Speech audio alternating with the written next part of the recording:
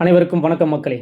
நம்மளுடைய தமிழக வெற்றி கழகம் தலைவர் தளபதி அவர்களின் ஆணைப்படி, அதாவது மக்களோடு மக்கள் குறைகளை கேளுங்க, ஒவ்வொரு நாளும் மக்களை சந்திச்சுட்டே இருங்கன்ற அவருடைய அறிவுறுத்தலின்படி, நம்மளுடைய விழுப்புரம் வடமேற்கு மாவட்ட கழக செயலாளர் அண்ணன் குணசரவணன் அவர்களின் ஆணைப்படியும், இந்த 2026 சட்டமன்ற தேர்தலை நம்ம சந்திக்க குறுகிய காலமே உள்ள நிலையில் ஒவ்வொரு ஒன்றியத்திலும், அதாவது பொதுக்குழு கூட்டம் நடத்த சொல்லி மேலிடத்திலிருந்து நமக்கு உத்தரவு வந்திருக்கு. அதன் வகையில் நம்மளுடைய விழுப்புரம் வடமேற்கு மாவட்ட செயலாளர் அண்ணன் குணசரவணன் அவர்கள் ஒரு லிஸ்ட்டை கொடுத்துருக்காரு.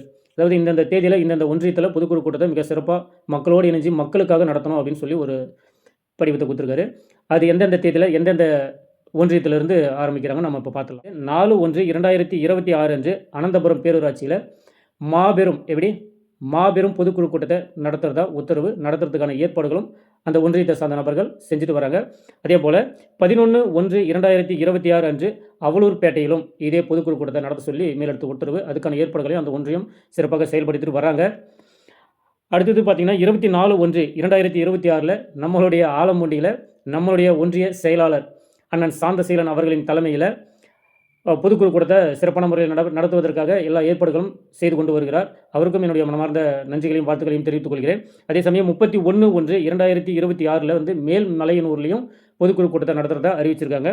அதேபோல் 8/2/2026 அன்று நம்மளுடைய செஞ்சியில், அதாவது நம்மளுடைய செஞ்சியில் நம்ம அண்ணன் குணசரவணன் கோட்டை, அது அந்த கோட்டையில் 8/2/2026 மாபெரும் பொதுக்குழு கூட்டத்தை நடத்த சொல்லி மேலிடத்திலிருந்து உத்தரவு வந்திருக்குது. அதை நம்மளுடைய மாவட்ட செயலாளர் அண்ணன் குணசரவணன் அவர்கள் சிறப்பான முறையில் எல்லா ஏற்பாடுகளும் செய்துட்டு வராரு. அதேபோல் எல்லா ஒன்றியங்களும் அவங்கவுங்க கிராமங்களில் மக்கள் ஆதரவை பெறும் வகையில் இந்த பொதுக்குழு கூட்டத்தை ஏற்படுத்த சொல்லி நமக்கு உத்தரவு வந்திருக்குது.